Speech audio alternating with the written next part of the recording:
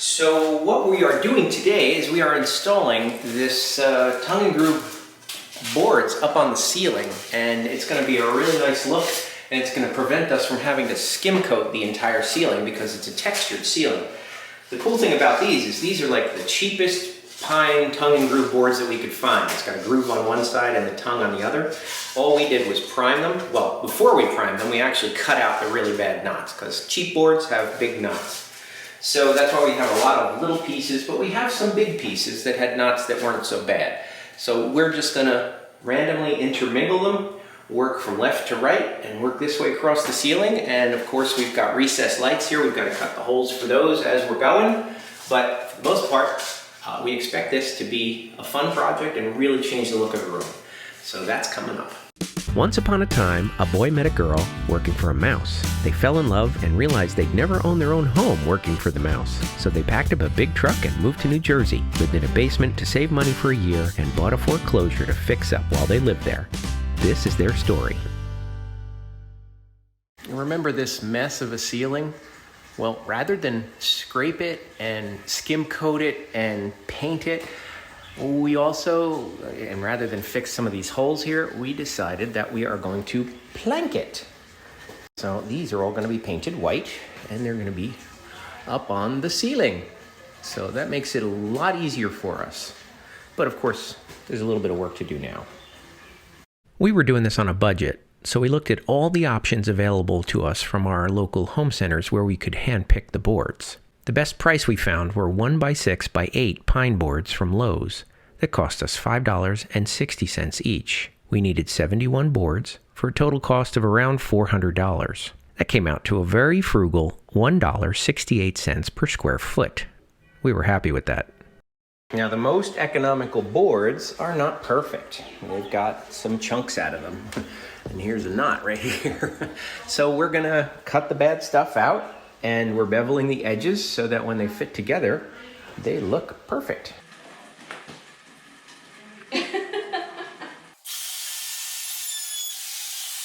I beveled the ends of each board using a chamfer bit on my router.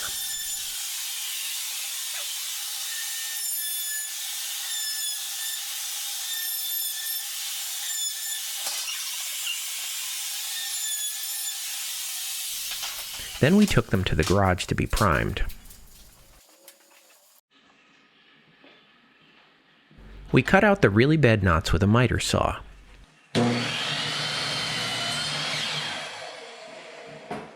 That created random length boards that we would intermingle with the long ones. This one should be okay, right? What? The one on the left here.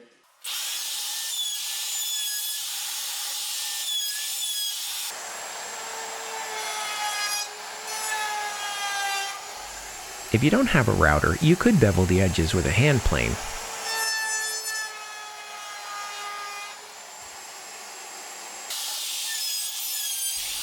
Although the router is much faster, it produces an awful lot of sawdust. What we're doing now is we are finding the studs with a stud finder. Shouldn't say studs, ceiling joists. And we're gonna mark them on both sides, and we're gonna snap chalk lines so that we know when we drive our nails, they're gonna go into the joists. That's very important. The primary tool we're gonna be using is a 16 gauge finish nailer. I take these 2.5 inch nails. They're going to be driven at an angle, so they're really not going to go in 2.5 inches, but they are enough to go through the wood, through the sheetrock, and into the joist above. You want it to be held very tightly. And we are going to put a nail at every joist. And go ahead. And go ahead. All right. Good. We started with a full row at the farthest point from the door, knowing we'd probably have to rip the last row when we got to the other side of the room. We used a tapping block to prevent damaging the tongues, and we drove nails at an angle through the tongues into each joist. This one's. Is it going to be too tight? No, I just noticed that it was like warped. Hold it tight to the ceiling. There you go.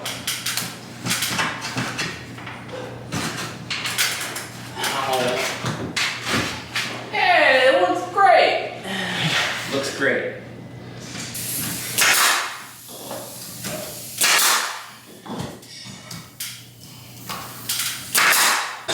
Josh, explain to me what you just did.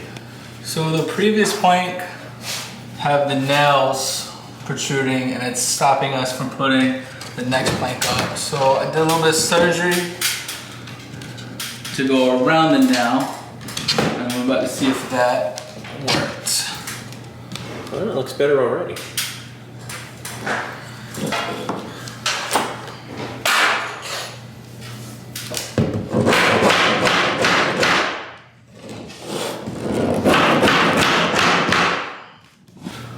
Now for the lighting in this room, we've used 6 of these pot lights. These are the really skinny LED ones. They really work well. And there's a transformer up here with a connector, and you just have to plug in the connector. But I've got to transfer that hole to these boards. Now the way I'm going to do that is I'm going to use, for these, I'm going to use the same hole cutter that I used when I drilled the holes in the ceiling. It'll take a little bit longer going through wood, but it should work the exact same way. All I need to do is use the template from the light and figure out where's the center, because that's all I really need is a center mark. And this doesn't really have to be perfect.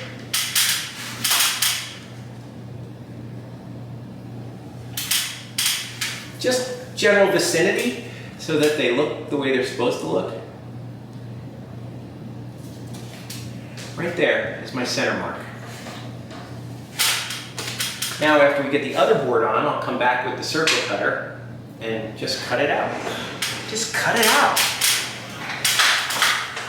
Okay, got my hole saw with my electric drill, not the cordless. And now I'm just gonna drill this hole.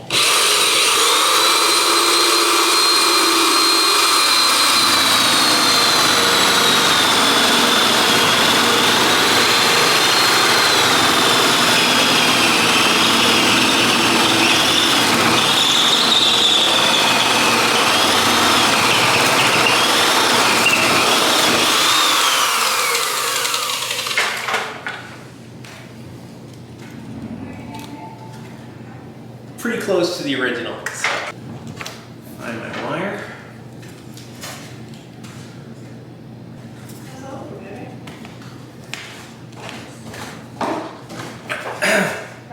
I think I could go a little bit bigger with the hole, but for the most part, it fits like a glove and looks awesome.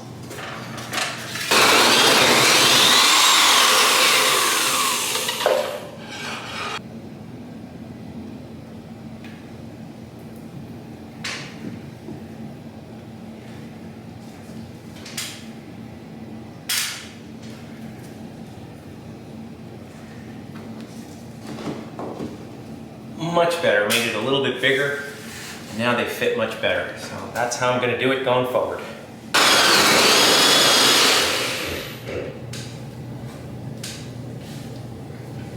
This thing is worth its weight in gold. It's awesome.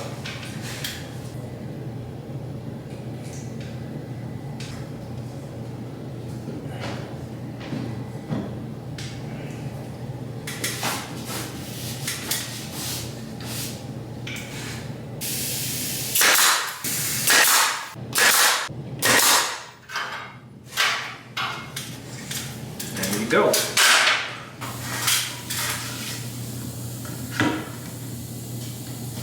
Oh boy, the whole thing.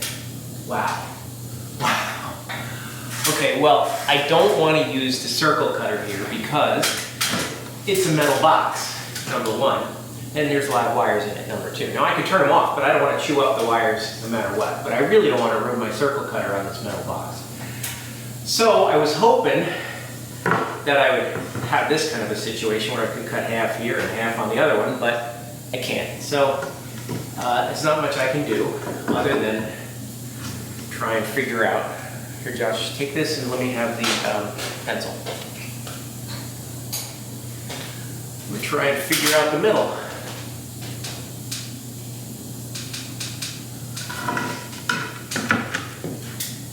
And I'm gonna wing it. So now I'm going to use my circle cutter to actually cut a hole right in the middle of this.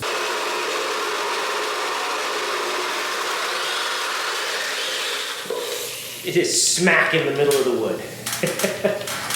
So So I would say the maximum you can do with this is probably about 3/4 of an inch, because you can see it's starting to rub here anyway. So I guess that's these things right here rubbing on it. Oh well. It's still better than the old-fashioned way with a jigsaw. All right, moment of truth.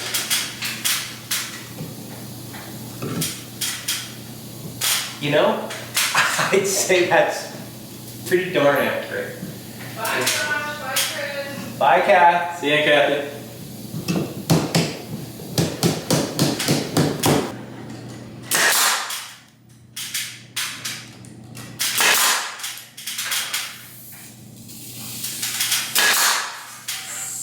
Good. Nice. All right. We made it to the box.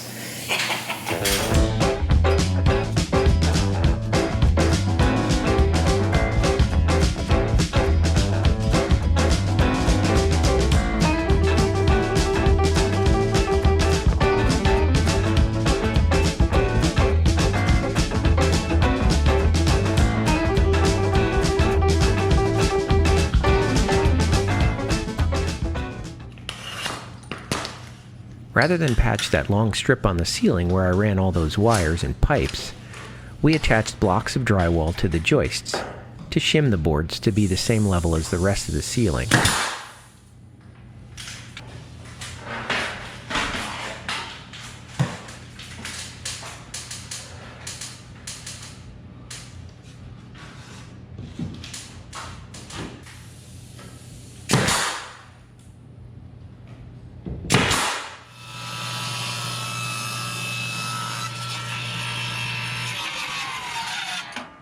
As predicted, we needed to rip the last row to fit the remaining space against the wall.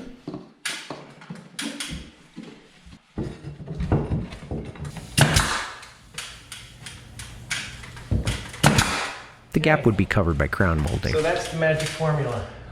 We'll go cut the rest of them.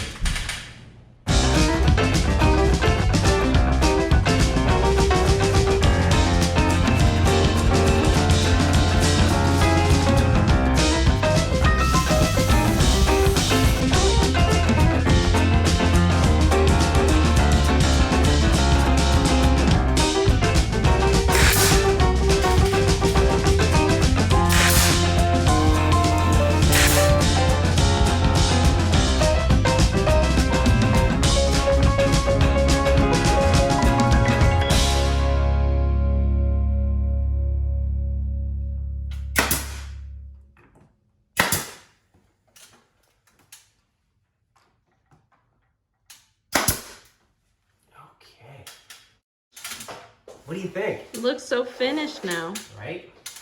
Big difference. Mm-hmm. Okay. With the walls painted and the crown molding installed, you can really appreciate the character of the natural wood. They chose a simple black ceiling fan to coordinate with their door handles. They considered painting the ceiling white after installation, but they liked seeing the character of the wood so much that they just left it with a single coat of primer. That's all.